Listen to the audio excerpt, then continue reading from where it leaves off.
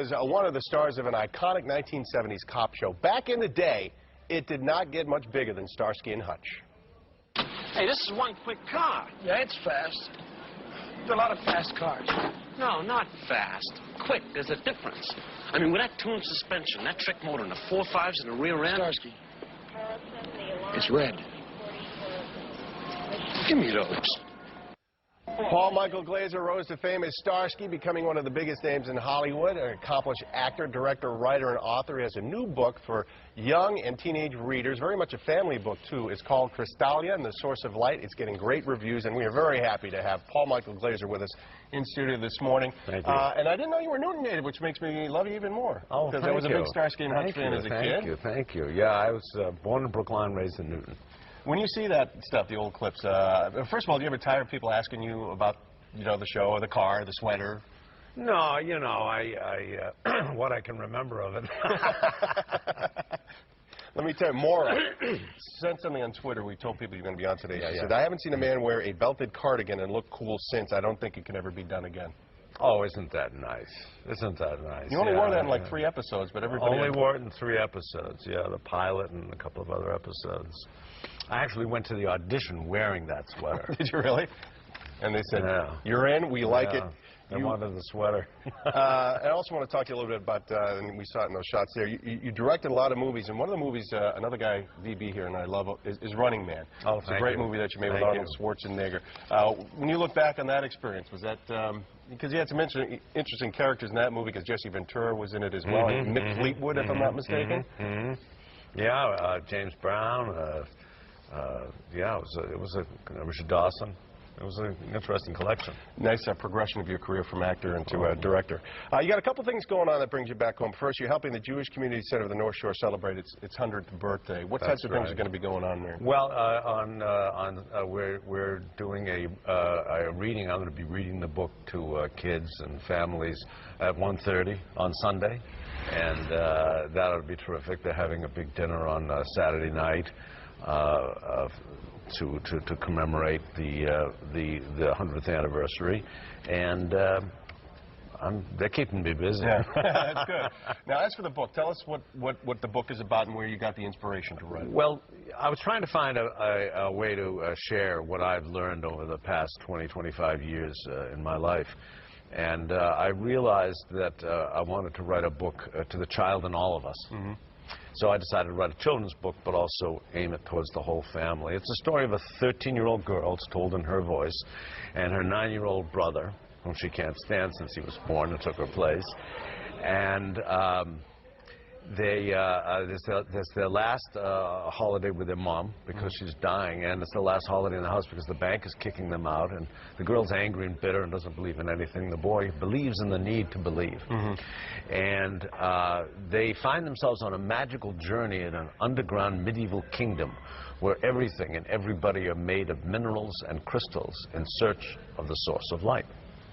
So this is somewhat autobiographical in nature. Metaphorically, it's very autobiographical. Yes.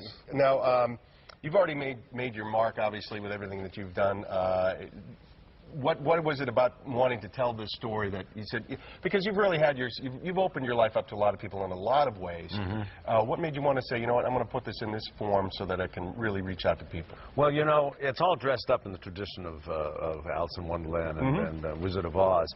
And at its heart, it asks the question, what is the purpose of fear in our lives? And I experienced, through the loss of my wife and my daughter, I experienced levels of helplessness that I hadn't experienced before, and everyone experiences it. We all experience it at some point or another. And I was very fortunate to find teachers that crossed my path and taught me a tremendous lesson in terms of how to deal with fear, how to be able to recognize that fear of helplessness, and how to be able to utilize it and optimize it, because it's very powerful. Well, you're an inspiration to a lot of people for how to cope with things, because what you went through was beyond tragic, personal family tragedy.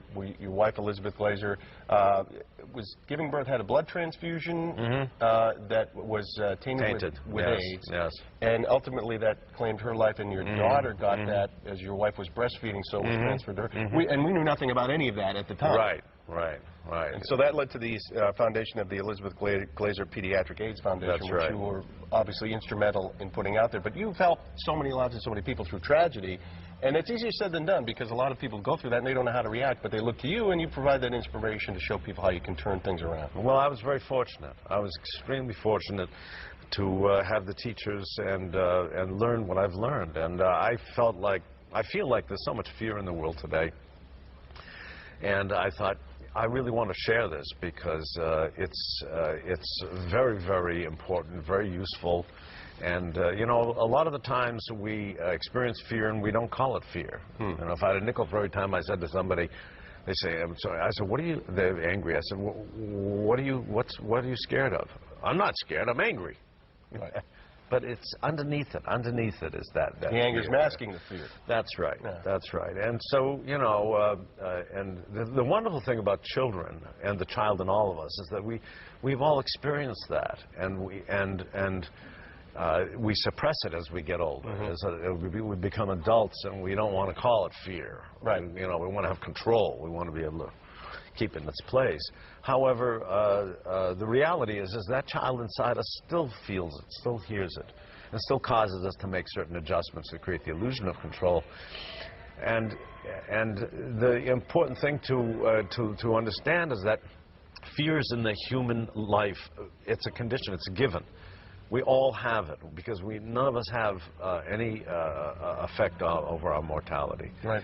And so, to varying degrees, whether it's mortality or whether it's being stuck in a traffic jam and late for an appointment, we still have moments where we feel helpless, and whether we want to acknowledge it or not. And when we can acknowledge it, and when we can say, oh, a part of me is scared, we can also identify the part of me that's not scared, and then we go, well, wait a minute, what's the part of me that can make the distinction between the two?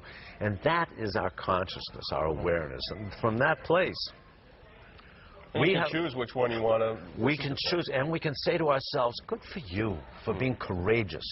Good for you for carrying on in your life because you have this fear. And in doing that, you find compassion for yourself, and by extension, compassion for your fellow man. Right. So the opportunity here is that fear can awaken you to that conscious place, that aware place, and from that place you can find love. So the purpose of fear is to awaken ourselves to that consciousness so that we can choose love. That's our human ability. That's a gift. Paul Michael Glazer, it was great to chat with you this morning. We do appreciate you coming in. I want to tell folks again that you're going to be up at the Jewish...